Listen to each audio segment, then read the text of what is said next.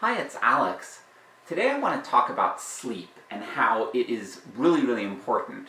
I think sleep is heavily underemphasized in terms of its benefits and its importance in our society here in the US. I've been in a lot of cultures, including both workplaces and especially academic environments like college and grad school. Grad school was the worst, in which people glorify sleep loss. And I use that term glorify. I'm thinking consciously about that word. They're not just normalizing it, they really kind of have this attitude that they wear sleep loss as a badge of honor. And I think this is a really destructive attitude, and I want to talk about why. I want to really drive in all the ways in which your life will suffer if you don't get enough sleep, but conversely, all the ways that your life will get better if you do get enough sleep, and not just enough sleep, but quality sleep. So the biggest thing, and I think this is the thing that a lot of people are aware of, but they don't necessarily realize how deep it goes, the biggest thing is your mental performance, your cognitive performance. And the easily evident example of this is memory. And this has been well studied. Basically, you don't remember things as well if you haven't slept well, and if you don't sleep enough. And similarly, if you're sleeping well and you're sleeping enough, your memory improves. You have better performance. And this affects all sorts of things. It affects your ability to learn in school, but it also affects your ability to function in a professional setting. Like if you're trying to learn a new job, or even if you're in an existing job and you're trying to remember clients' names and remember what each client wants on a project and remember what your boss just told you and things like that, it's very important for your performance in a job. Sleep is really important for that. But that's not the end of the cognitive issues. I think one thing that is often underemphasized in terms of the effect on sleep, and this is something that has been very well studied, is the effect of sleep on creativity. I'm going to add a link to some things about this in the video description. So if you want to read more of this, or if you're a little bit skeptical, go follow that link and you'll see that there's research backing this stuff up. Basically, I have noticed this personally, and this is what the research backs up. Often losing sleep manifests in loss of creativity before you start noticing any overt trouble concentrating or major memory deficits. And when I say creativity, a lot of people think of creating art, music, things like that. And that's one form of creativity. But creativity is very open-ended. A lot of creativity involves problem solving. So in college I majored in math, and math is a really demanding subject in terms of creativity. You're looking at a problem, you're like, how do I solve this? It's not always clear. You often need to think outside the box. So people think about STEM fields as being less creative.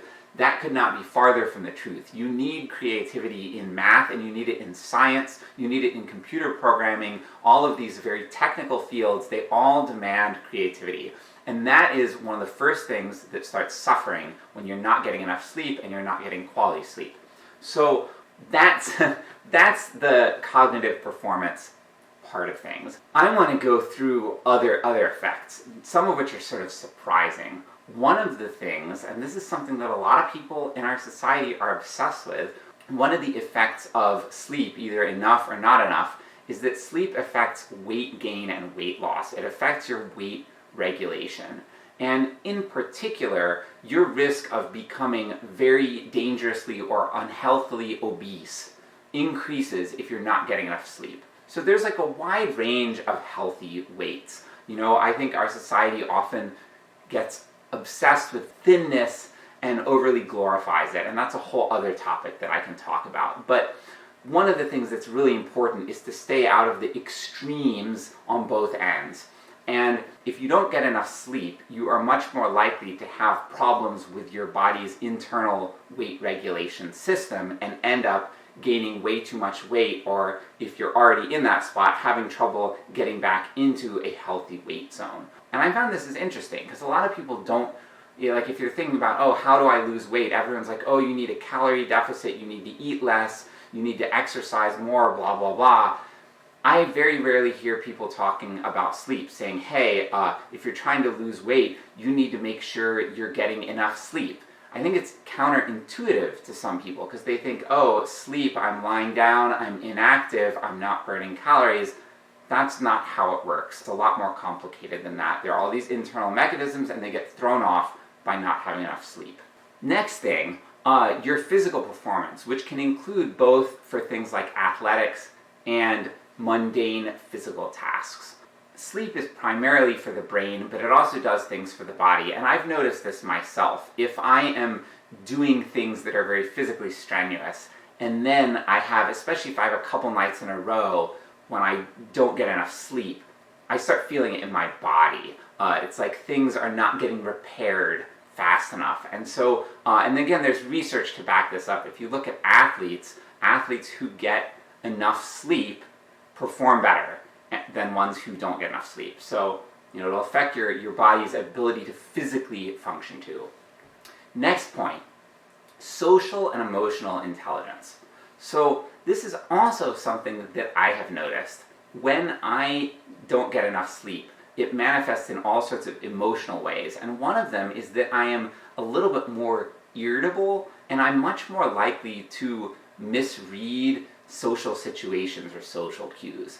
I'm a little bit of an awkward person, so this is sometimes a weak point in my life, but I also have the capacity to be socially graceful and a good communicator in a lot of situations. So I've sort of seen the full range of me being incredibly awkward and incredibly graceful in various situations. I can go either way. And for me, sleep is a really big factor in that.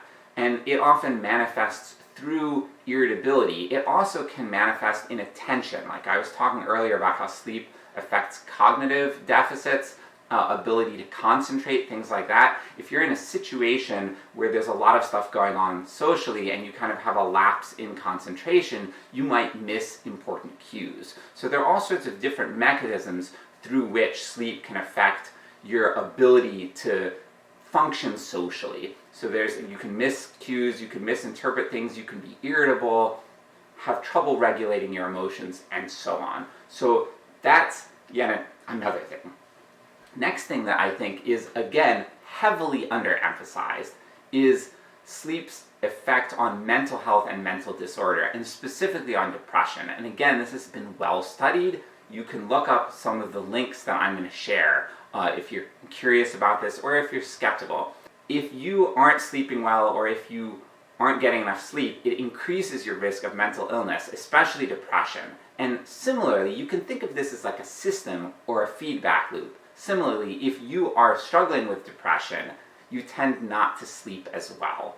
This is also the case for anxiety disorders. If you have an anxiety disorder, it often manifests as trouble sleeping. And if you're having trouble sleeping, it feeds back into the anxiety. So these things reinforce each other. They reinforce themselves. You can think of like not getting enough sleep as being part of being out of a healthy state of being for your mind. So if you care about your mental health, you want to take sleep seriously, you want to make sure you get enough sleep, quality sleep. The last thing, and this is by no means everything, there's more, but the last thing I want to mention is immune system function. So sleep affects your immune system, and if you don't get enough sleep, or if your sleep isn't good enough, your immune system won't be working as well. And this will manifest as you getting sick more often. And again, this has been studied quite a lot. I also have extensive personal experience with this. I have noticed that a lot of the time, when I have a few days in a row where I don't get enough sleep, I often get sick afterwards. It doesn't always happen, and sometimes I get sick other times, but there's a really, really big trend that I've noticed, that a huge portion of the time where I'm not sleeping enough for several nights in a row, I get sick after that. And most of the time I'm pretty healthy. I don't tend to get sick very much. So it seems in my own life it's a pretty strong trend, and it's backed up by the research. It's also backed up by me looking at other people around me in my life. The thing that is really interesting to me, again, this is why I say there is this cultural bias against sleep. When I look at people in society and I look at how they talk about disease prevention, I don't see a lot of people talking about sleep. And this bothers me, because like people talk about, hand washing, hygiene, things like that, like, covering yourself when you cough. during COVID, everyone was talking about all the social distancing precautions, and I'm like, okay, this stuff is great. There's science backing it. I understand that. But there's also science backing the importance of sleep. Why are people not talking about this enough? They're not talking about it much at all. I don't know. It seems important to me. If you care about your health, you don't want to get sick, you don't want to spread illness to other people, you really need to make sure you're sleeping enough and you're sleeping well enough. So I hope I've convinced you, like, sleep is just this giant life hack. Like, it's a miracle, it's a holy grail, and it sounds almost too good to be true, but that's the way it is. If you can sleep well, if you can get enough sleep and quality sleep, almost every aspect of your life will get better. You will concentrate better, you will be more productive in your work, your emotions will regulate better, you will have better mental health, your physical performance will improve, your body will heal faster, your immune system will function better, just every aspect of your life will get better. It's just like really, really, really important. Can't possibly drive it in enough. There's lots of resources out there about how to sleep better, how to improve your sleep, but this video is long enough already. I hope I have convinced you that sleep is important and that it will benefit you to prioritize getting enough sleep always. Yeah, thank you.